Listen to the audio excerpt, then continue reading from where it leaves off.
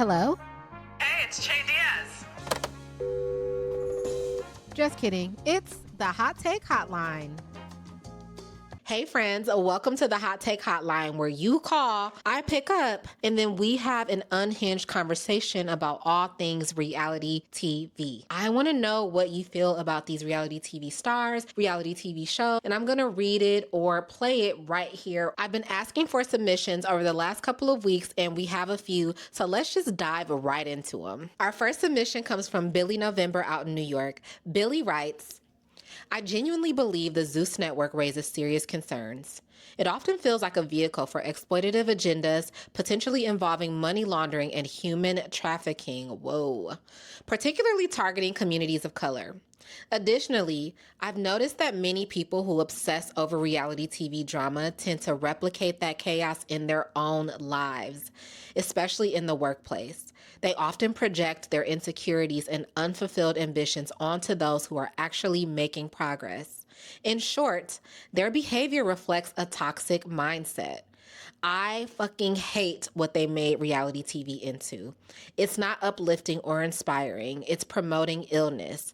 Ooh, now I told you, look, the Hot Take Hotline, it's where you tell me your hottest reality TV takes. And Miss Billy, she did not hold back. She has a serious problem with the way that reality TV has potentially corrupted the minds of people. And I'm going to say this, I partially agree with her. I do think there are different levels of reality TV. I personally draw a line at the Zeus network. And if you watch Zeus, listen, I'm not judging you. I personally just can't partake. Anytime your business model is just based on people attacking each other physically, and that is the main source of entertainment, I can't rock with that. And I know what you can say. Most reality TV shows have some level of like fights or violence, and that is true, but it's not the main source of them. And it's typically taken very seriously, or their audience reacts very seriously to any outbursts of violence. On Zeus, it feels like that is what people go there for. And so for that reason, I also don't support the Zeus network. I see a lot of young people online who come from backgrounds where they might not have much, and they think that the only way to come up in the world is to appear on a show on Zeus network.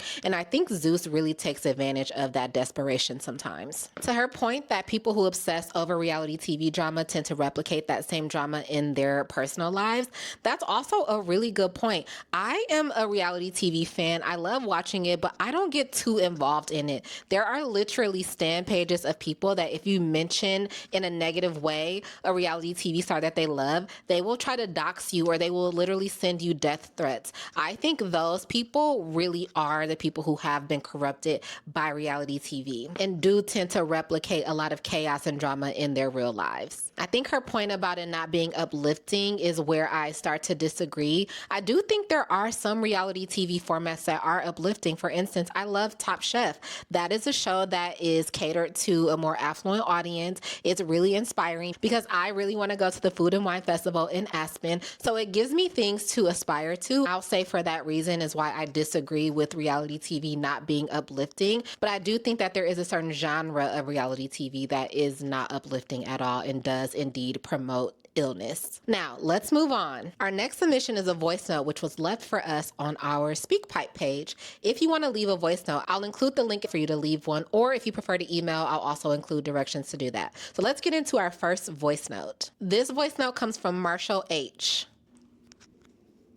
Oh my gosh. One, I have followed you for a very long time, so I'm very excited that you did this because I have some really hot takes. And I've watched you with Carlos King, and his takes they come off a bit problematic to me, so I want to start with a few. One is that Quad's purpose on Married to Medicine has been gone for a very long time, and so has Dr. Jackie's. I don't know how hot that is about Jackie, but I know it's very hot for Quad because there's a lot of love for Quad. Also, there's this rhetoric that Quad is such a baddie and all of that, but I think that she gets that take strictly because she is the younger of her cast members, and they don't necessarily know what a baddie is. And so when Sweet Tea came around, because she had the same old aesthetic as they did, they assumed that she was not a baddie. That's first. Second, Giselle is not needed on Housewives of Potomac. Giselle is actually what holds Potomac back, and colorism, in fact, was real. The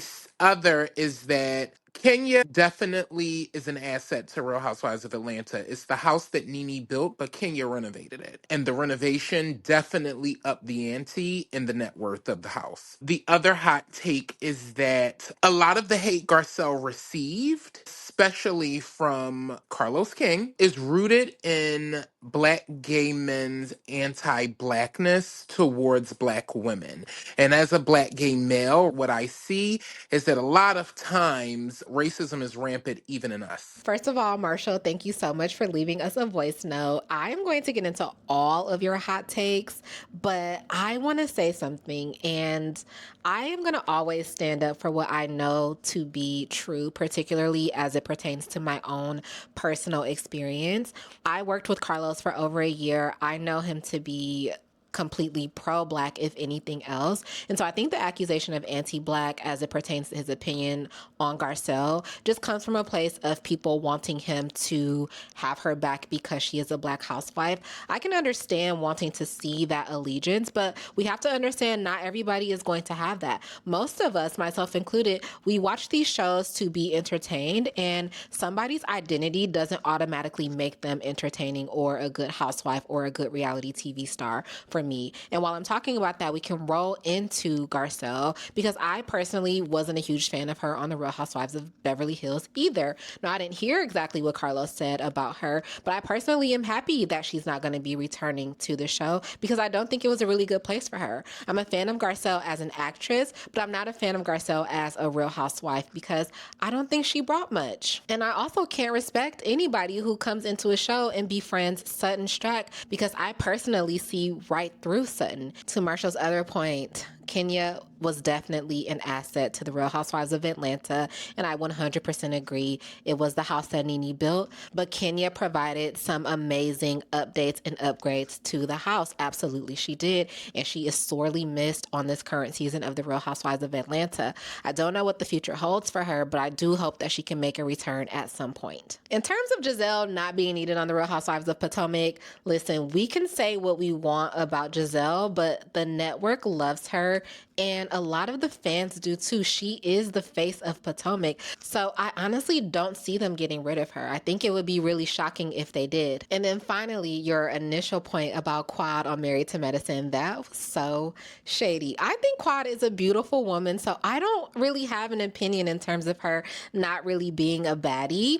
I think Sweet Tea was extremely out of her depth on the show, and she was really brought in to fan a flame with Quad, and that's never going to end well for anybody. And so I hope Sweet Tea and Dr. G get to ride off into the sunset now that she is no longer a part of the cast, and hopefully Quad comes back to Married to Medicine and continues to live her life. But that was very shady of you, Marshall. Thank you so much for that. Now, our next voice note is coming from J Mac.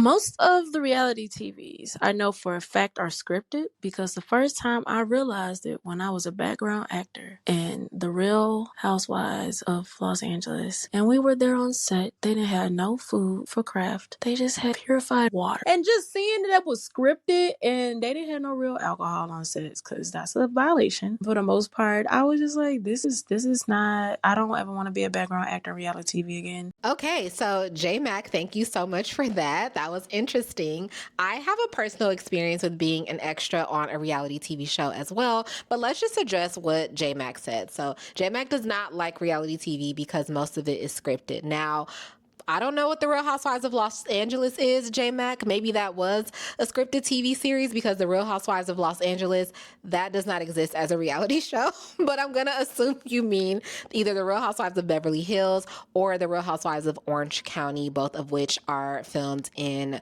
California. To address the scripting accusation, I don't know. When I was an extra on reality TV, it wasn't for a Real Housewives show. So what I can speak to is the fact that they do make them redo scenes. So the show that I was a background extra on, they were doing a scene in a restaurant and they did have to do it a couple of times because they just needed a few takes. And I do remember after each take, someone would come in and kind of like readjust or like reset, but they weren't actually telling them what to say. And so I think I have to call flag on the play for the scripted accusations, but you let me know because I'm thinking Real Housewives of LA, J Mac baby, I think you were on a scripted TV set. Thank you so much for sending that in, J Mac. Our last voice note is going to come from Sean. Let's hear what Sean has to say. Hi, Jasmine. My name is Sean. I'm from Florida. I love your channel. I love your takes on social media. And my unapologetic take is that I just feel like the Real Housewives of Potomac audience has really ruined the fun of the show. I think that the audience has developed some type of weird morality thing with the show in which they don't see it as like a Real Housewives show. They see it as like some social political show. And that's not the function of the show. None of the women were hired because they are academics who are aware of race, politics, or of like social issues, despite them being Black women, that not every Black person is going to be educated on these topics. No one's hired for reality TV because they are the smartest person in the room necessarily. They're hired because they're entertaining. And I think the audience has really lost the plot. I also think that certain cast members, namely Candace, and I hate to put this, a lot of it on her, but I do think that Candace has encouraged this with just liking certain tweets online, retweeting certain things. I also think that her fan base, not all of them, but many people have a completely unhealthy relationship and a parasocial relationship with her. And I think that fans the flames of just like such a toxic dynamic for the online conversation for the show, which is why I personally like that she's not on the show anymore and that the show just feels a lot more lighter. I'm not saying Giselle or anybody is completely innocent, but I just think that there's a certain way that she activates her fans that I just don't find to be healthy. And I also think that many of the people in the fan base just don't have a healthy relationship with the show in general. I think they use the show as like a way to make commentary on people's racial politics, which I think is absurd. Just because you like Giselle or you like Ashley or you like Candace or you like Wendy or you don't like any of these people is not a commentary on your Blackness. But I think social media has made it, which I think is completely absurd. Okay, thank you so much for that, Sean, and thank you for the compliments about my channel and my social media opinions. I want to say, listen, Sean said, make Potomac fun again. He is on a crusade to make this a fun show, and I have to say, I agree. I do think people do a lot with Potomac, and I understand that it has a lot to do with the optics of the show, but I don't agree with a lot of the flack that I think it gets. I think Sean said this beautifully. We are watching this TV show strictly for entertainment, and we cannot have an expectation of these women to handle every social issue with delicate gloves or to even have knowledge about it. I've told this story before on Reality with the King, but I'll quickly tell it again.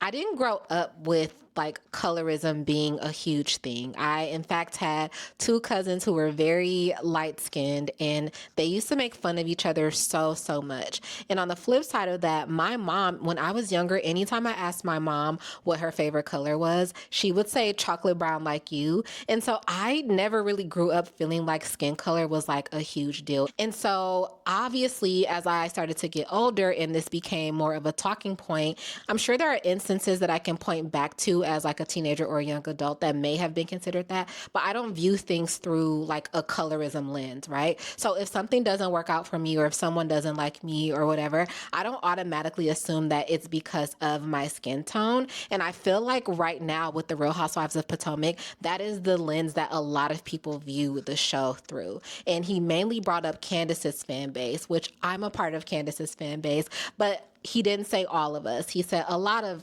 Candace's fan base interacts with the show in this same way. Now, I admit this freely, my bias with Candace. I personally like Candace and I have been around her in real life. And so I know that she is a genuinely sweet person. She has the kindest soul and she's a genuinely good girl. And we also only follow each other on TikTok. So I only really see the way that she interacts with TikTok, which really isn't that much. And so I've certainly heard about some of the things that she has talked about on social media and obviously seen them in the news, but everybody is having their own personal experience. And I think if that's the experience that she's having, then she is free to speak to that. But Sean, I have to tell you, this was an amazing and insightful take. And for the most part, I do agree with you. All right, folks, I think I'm going to hang up the Hot Take Hotline for now. Make sure you come back next week where we will have more voice notes and emails to read with your completely unhinged and unserious reality TV takes.